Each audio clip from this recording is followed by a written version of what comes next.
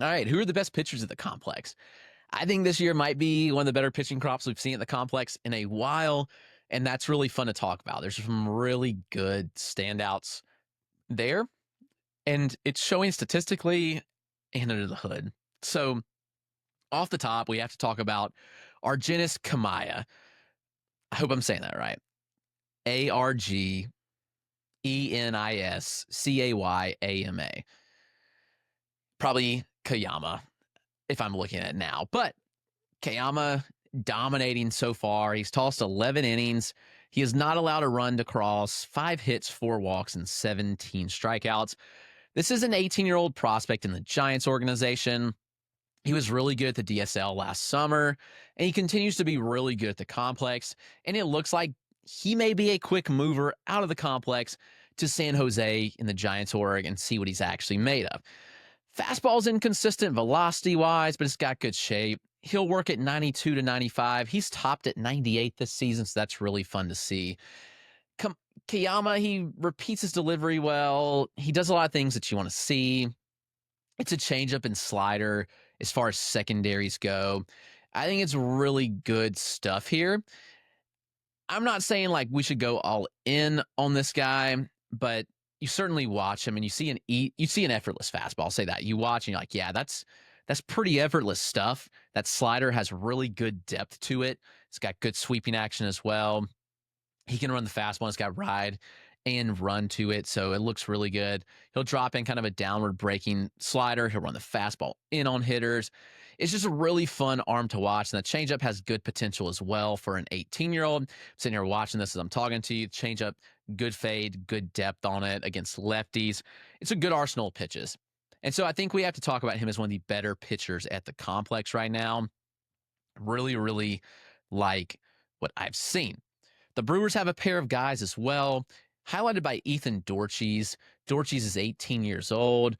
Dorchies has all the talent in the world, and I think he's going to be in Carolina single A before long, just given how good he's performed. I've written about him every time he's pitched. Why? Because in 12 innings this year, he's allowed 2 total hits, 1 earned run, 3 walks, and 19 strikeouts. Dorchies, it's good stuff. I mean, it's 93 or 92, 93, where he's sitting with the fastball up to 95. It's a lower release point, 5.5 release point, 15 inches of IVB. It's a really good vertical approach angle and 7 feet of extension. So that's really good extension on that pitch. He'll throw a sinker with good running life to it as well. He throws a slider, changeup, cutter. Slider's low 80s is about 7 inches of sweep with late depth. Again, that low release height, tough for hitters to pick up. Changeup, it's really good fade. It's like up to 15 inches of fade, and there's a cutter and a 2-plane curveball. Man, it's a deep arsenal at this point for Ethan Dorchies. I'm really, really excited what this guy brings. It's a fun arsenal. He's buzzy. Buy in now on Ethan Dorchies. I'm telling you, you want to be in on this guy for sure. The other Brewers arm, Jayden Dubanewicz, he's fun as well. 16th rounder last year, but he got a 665K bonus. Anything after the 10th round is a 150K bonus. So Dubanewicz, spelled Jayden, that's Jayden, and then Dubanewicz, Dubanewicz. Dubanewicz, that's a huge overslot bonus. Over 500K above the slot. He was committed to Florida, 6'1", projectable frame. He's working the fastball around 93.2, touching 95. It's a funky slot, gives hitters fits. Good sinking action, 5'7" release height, about 15 inches of IVB, 15 and a half. But he throws a sinker too with a little less IVB and more run than the four seam. Dubanewicz mixes in a slider, curveball, changeup. It's a deep arsenal. Slider, it's 81-82 with 6 inches of sweep. Changeup, 16 inches of fade and late depth. It's a good pitch at 86. As he creates more velocity separation between the changeup and fastball, it's really going to play. He had his best start of the year on Monday. He faced off against a good Royals team. 2 walks, 7 strikeouts, 9 whiffs, and a scoreless 5 innings. So really good work from Dubanewicz in that start. He's been awesome. The other guy I want to highlight was also pitching in that game. And I watched it. It was awesome pitching. You don't see pitching matchups like this in the complex, but Kyle DeGroat, right-handed pitching prospect with the Kansas City Royals, he is good, guys. Very, very good. His first start, he shoved. He walked 5 batters last week. He returned on Monday. It was nearly perfect over 5 innings. It was a very, very good start. It's a funky arsenal. It's a repeatable delivery. Fastball sits 91 right now, but it's pretty unique traits. Up to 94, 18 inches of vert. Tops, he's around 16 and a half inches of vert pretty regularly, but it's from a 5'3" release height. So from the release point, that's absurd IVB. It's really, really good. He'll mix in a running fastball as well, like 12 to 18, or 12 to 14, not 18, 12 to 14 inches of running life. It's really, really good. And the higher riding fastball is around 6 inches of run on it. There's 2 variations of the breaking ball. He spins those exceptionally well.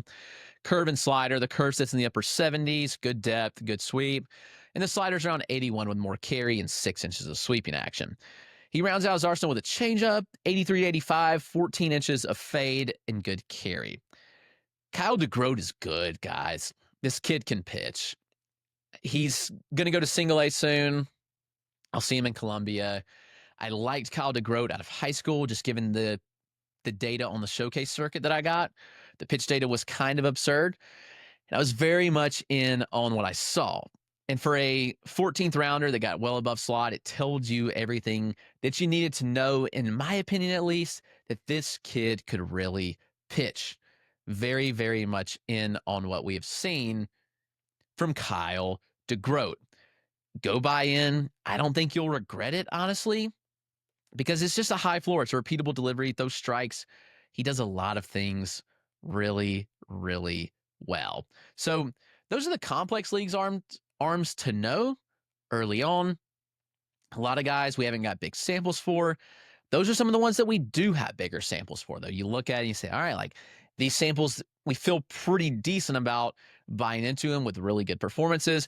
There's Xavier Rivas that's performing well. He is 22 years old on the complex. So again, it's a little bit different than an 18, 19-year-old that we've looked at and that we've talked about. So that's one where it's been really good performance. But again, I exercise a little more caution just given the age.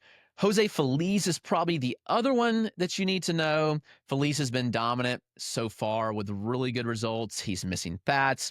He's limiting his walks at a 37% carry rate to a 2% walk rate. The stuff doesn't overpower anyone, but I think that it can be really good. And there's still a lot of room. Like, he's young. Feliz with the Nationals, he's 19. So I think we see some progression there. I think those are the biggest standouts right now. I like Jeremy Pilon a little bit with the Tampa Bay Rays. I like Starlin Torres with the Reds. I've written him up a couple of times. Trey Gregory Alford needed to miss more bats, but he showed some good things as well. So those are the names that you want to know complex pitching wise. But that's going to do it.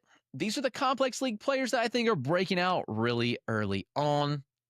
Hope you enjoyed the show. Hope you can add these players and be in early before they really take off. Thanks for tuning in, and we will talk tomorrow.